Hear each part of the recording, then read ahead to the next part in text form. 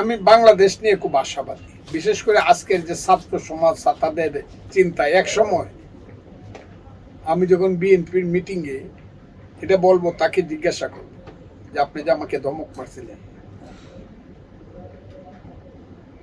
বিএনপির মিটিংয়ে একটা প্রশ্ন তুলছিলাম এবং এইখানে প্রতিদিন আমি বলতাম, আমার ওয়াইফ এখানে আছে, সমস্ত উকিলরা আছে যারা আসতো, বলতাম বিএনপির সবকিছু আছে, ইনফেন্ট্রি নাই।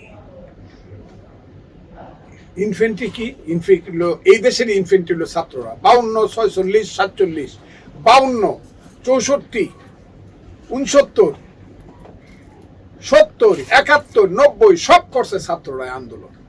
বিএনপির ইনফেন্ট্রি নাই। এই কথাটা আমি যখন বিএনপির অফিসে, গুলশান অফিসে তুলছিলাম, যারা, আমি তো তুলছি নিচের থেকে, আর যারা স্টেজে বসে তুলো, একজন আমাকে ধমক মারে করলো, আপনি খালি প্রত্যেক দিন এই কথা কোন, এটা বললো প্রত্যেক দিন। আমি কিন্তু প্রত্যেক দিন একই কথা বলছি, প্রত্যেক দিন এই কথা কোন।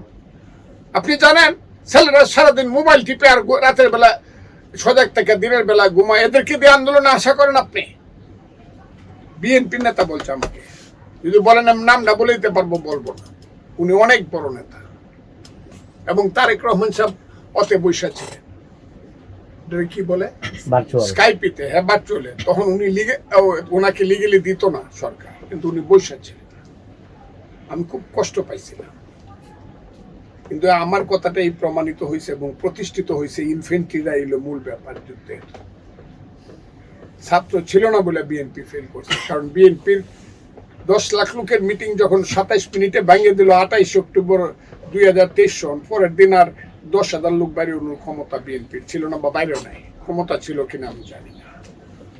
কাজে ছাত্র যুবকদের যে শক্তি, সেই শক্তির প্রতি আমি শ্রদ্ধাশীল, তাদের চরিত্রের প্রতি আমি অনেক বেশি সম্মান প্রদর্শন করছি এখন পর্যন্ত।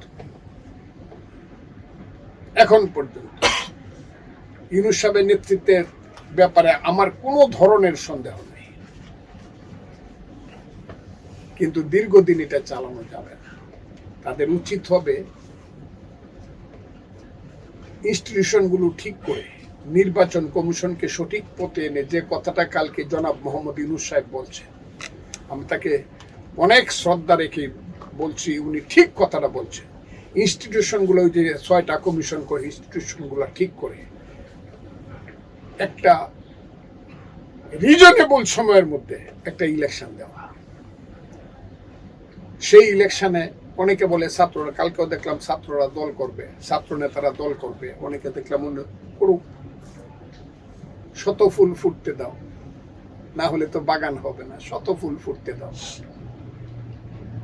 সবাই আসুক, জনগণ যাবে, ভোটাররা যাবে, সেন্টারে ভোট দিবে, নির্ভয়ে ভোট দিতে হবে।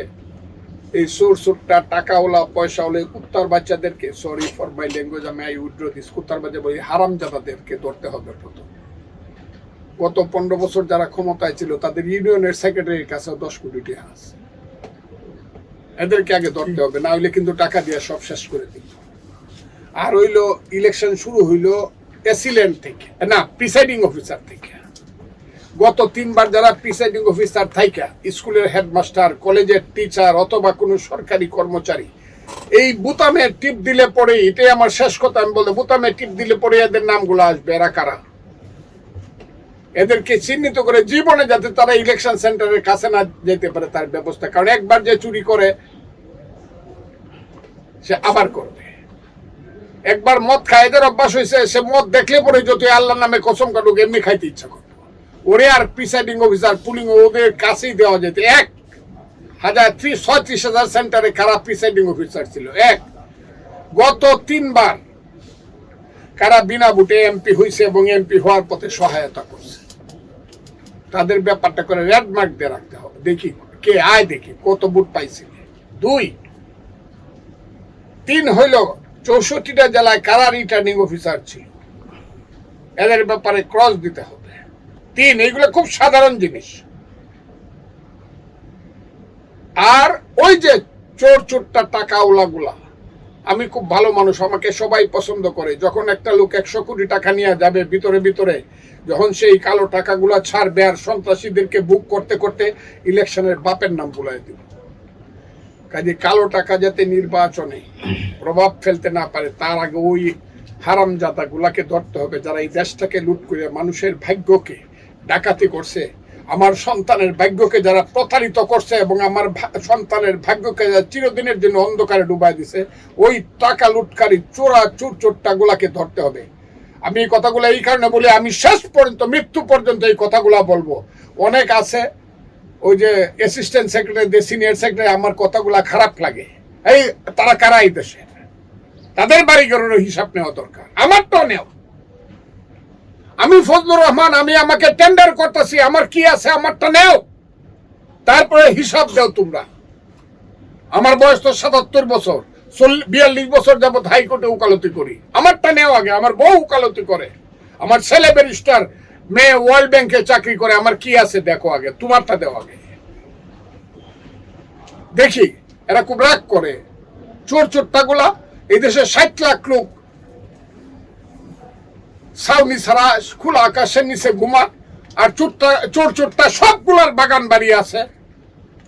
এগুলো ধরতে হবে, ধরে একটা ফেয়ার ইলেকশন দিবে, লোকটা ভোট দিবে, সেই ভোটটা সঠিকভাবে গণা হবে, মেজরিটি পায় যে এমপি হবে তারা আসবে পার্লামেন্টে, তারা দেশ চালাবে, মেজরিটি সরকার। সেইখানে আমার দল রে যদি মানুষ মেজরিটি দেয়, আমার দেশ নেত্রী বেগম খালেদা জিয়ার নেতৃত্বে বিএনপিকে যদি মেজরিটি দেয়, আমার নেতা তারেক রহমানের নেতৃত্বে যদি মেজরিটি দেয় বিএনপিকে, আমি মানুষের প্রতি কৃতজ্ঞ থাকবো। আর মানুষ যদি মনে করে অন্য কাউকে দিবে আরো তারা ভালো হবে, দল করতেছে করুক, আমি তাদেরকে অভিনন্দন জানাবো। খুব সোজা হিসাব, এখানেই দেশ যাবে এবং এখানেই দেশের মুক্তি। এছাড়া কোনো মুক্তি আছে বলে আমি মনে করি না। যদি কেউ মনে করে যে ওয়ার্ডারে দেশ চলবে না, ওয়ার্ডারে দেশ চলবে না, কিছুদিন পরে ওয়ার্ডার আটকে দেবে, আদেশে দেশ চলবে না। দেশ চলবে ডিসিশনের, সিদ্ধান্তে, এবং সেই সিদ্ধান্তটা হবে পার্লামেন্টে মেজরিটি দিয়ে। এটাই আমার কথা এভাবে। এবং আমি দেশ সম্পর্কে সাংঘাতিক আশাবাদী, নতুন প্রজন্ম সম্পর্কে, আমার ছাত্র নেতা, সমন্বয়ক, সবার সম্পর্কে এখন পর্যন্ত আমি সাংঘাতিক আশাবাদী। তারা পারবে এই দেশটাকে সঠিকভাবে চালাতে, আমি এটা মনে করি।